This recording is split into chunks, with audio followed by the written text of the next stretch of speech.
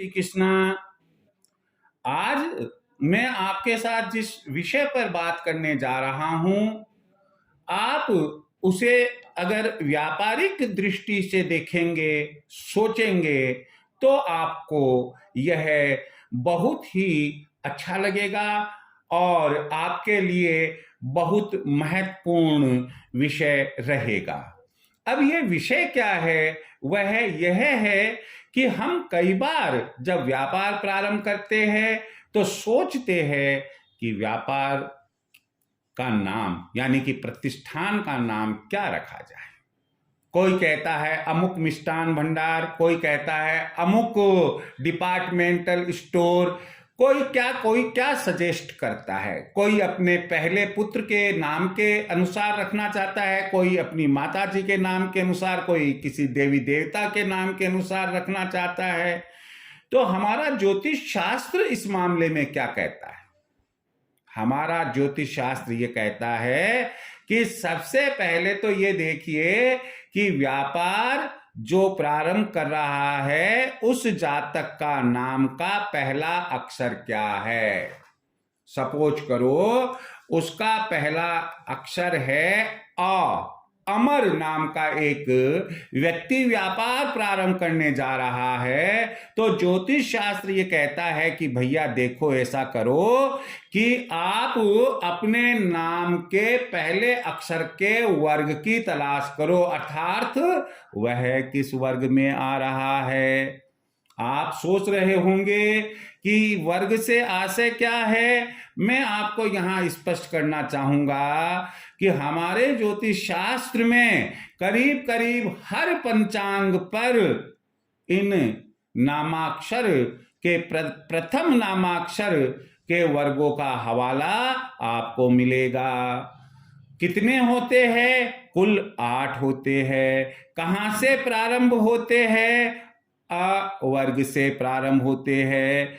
किस ऑर्डर में होते हैं, किस क्रम में होते हैं? जिस क्रम में हमारी हिंदी वर्णमाला होती है, अर्थात अ वर्ग, क वर्ग, च वर्ग, ट वर्ग, त वर्ग, प वर्ग, य वर्ग और 8वां श वर्ग।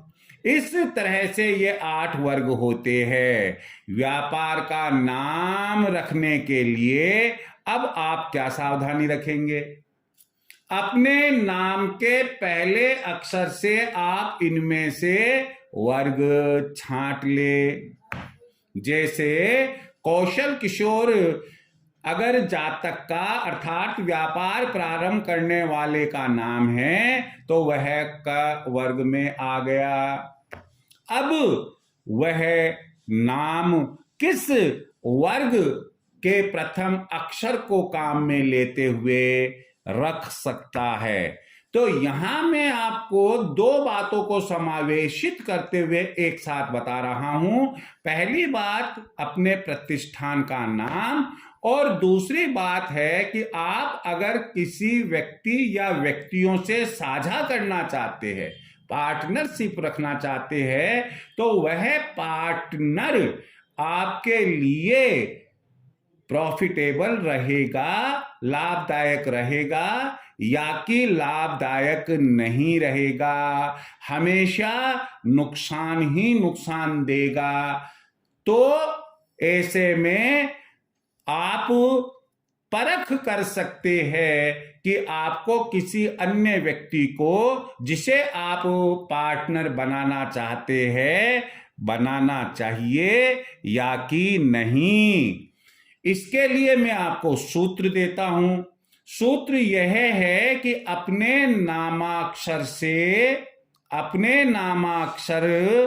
के वर्ग से जो चौथा वर्ग जिस अक्षर का होता है उस वर्ग में आने वाले अक्षरों से यदि आप प्रतिष्ठान का नाम रखते हैं, यदि आपके पार्टनर का नाम उस वर्ग में आने वाले किसी अक्षर से शुरू हो रहा है, तो वह आपका मित्र होगा, अर्थात हितकारी, प्रॉफिटेबल, बेनिफिशियरी, बेनिफिशियल होगा। कैसे? जैसे यदि मान लो कि कौशल किशोर अपनी दुकान का नाम रखना चाहते हैं या किसी अन्य व्यक्ति को पार्टनर बनाना चाहते हैं, तो उन्हें अपनी दुकान का नाम क वर्ग को ध्यान में रखते हुए क खुद का वर्ग, च दूसरा, ट तीसरा और तय वर्ग चौथा वर्ग है, तो तय, थ, द, ध और न, इन 5 अक्षरों से बनने वाले किसी भी शब्द से आप अपने प्रतिष्ठान का नाम रख सकते हैं। और अगर इन 5 अक्षरों में से किसी भी शब्द से जिस व्यक्ति को आप पार्टनर बनाना चाहते हैं वह बना सकते हैं। क्यों? कि वह आपके नामाक्षर से मित्र वर्ग में है और वह आपको लाभ देने वाला ही रहेगा। ज्योतिष में ऐसी मान्यता है। कभी कभी हम देखते हैं कि हमने अपने प्रतिष्ठान का नाम रखा, लेकिन 5 साल बाद में भी जहां थे वहीं हैं, ना लाभ हो रहा है ना हानि हो रही है, कभी लाभ कभी हानि, और हम जहां थे वहीं हैं। मतलब क्या हुआ? और साझेदार के लिए भी यही स्थिति है। इसका मतलब यह हुआ कि आपने दुकान का अर्थात प्रतिष्ठान का नाम जो चयन किया है, या आपका जो साझेदार है, आपका जो पार्टनर है, उसके नाम का पहला अक्षर आपके नामाक्षर वर्ग से तीसरे वर्ग में आता है। और तीसरा वर्ग यदि आता है तो वह सम वर्ग के नाम से जाना जाता है, नो प्रॉफिट नो लॉस के नाम से जाना जाता है, ब्रेक इवन पॉइंट के नाम से जाना जाता है। जैसे कौशल किशोर क वर्ग में आता है तो तीसरा वर्ग का, च, ट, यानी कि ट वर्ग तीसरा वर्ग हुआ, तो ट, ठ, ड और ढ, इन 4 अक्षरों से जो शब्द बनेगा, अगर आपने प्रतिष्ठान का नाम इन 4 अक्षरों से बनने वाले शब्द से रखा है, या आपके पार्टनर का नाम इन 4 अक्षरों से बनने वाले किसी शब्द से शुरू हो रहा है, तो आप मानकर चलिए वह सम वर्ग में की कैटेगरी में आएगा। अर्थात आपका प्रतिष्ठान ना तो प्रॉफिट देगा ना लॉस देगा, और इसी प्रकार पार्टनर वह भी आपको ना प्रॉफिट ना लॉस, ना तो आपको ऐसा लगेगा कि वह आपके बहुत हित की बात सोच रहा है, और ना ही आपको ऐसा लगेगा कि वह आपके लिए एक हानिकारक है या वह तो आपका दुश्मन है। अब तीसरी बात मैं जो बताने जा रहा हूं कि जहां मित्र होता है वहां शत्रु भी होता है। क्यों? जहां रात है वहां दिन है, जहां दिन है वहां रात है। ये तो सही बात है। अंधकार होगा तो प्रकाश का एहसास होगा, अज्ञान होगा तो ज्ञान की जानकारी हमें मिलेगी। तो यहां पर जहां मित्र वर्ग है, स्वाभाविक है कि ज्योतिषाचार्य हमें शत्रु वर्ग की भी जानकारी देते हैं।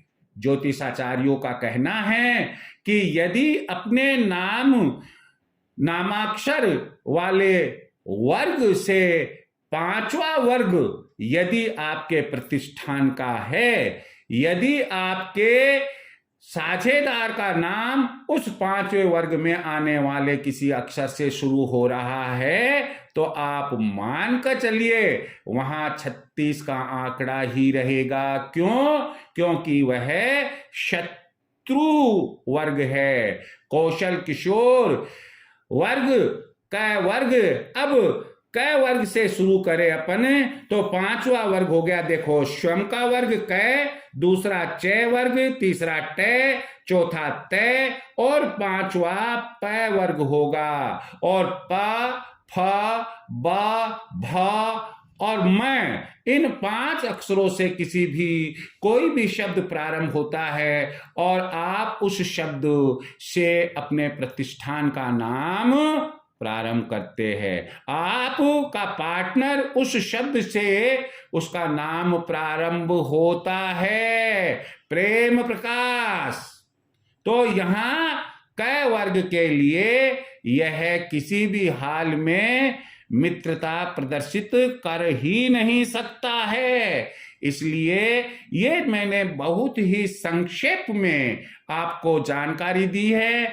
आप स्वतः घर पर रहकर थोड़ा सा अभ्यास करके आप जान सकते हैं कि आपकी मित्रता किनसे रहेगी, आपकी शत्रुता किनसे रहेगी, आप के लिए संभाव कौन रखेगा, और आपको प्रतिष्ठान का नाम क्या रखना चाहिए, आदि आदि और भी कई जगह है। यह मित्र, शत्रु और समवर्ग चार्ट आपके काम आ सकता है।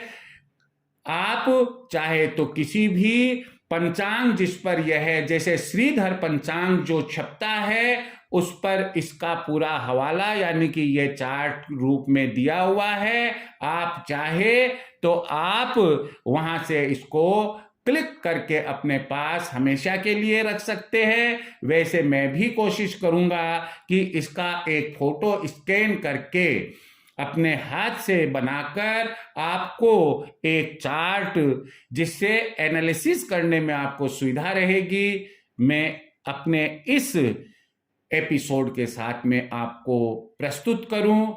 आपका जीवन सुखी और स्वस्थ रहे, इसी कामना के साथ जय श्री कृष्ण।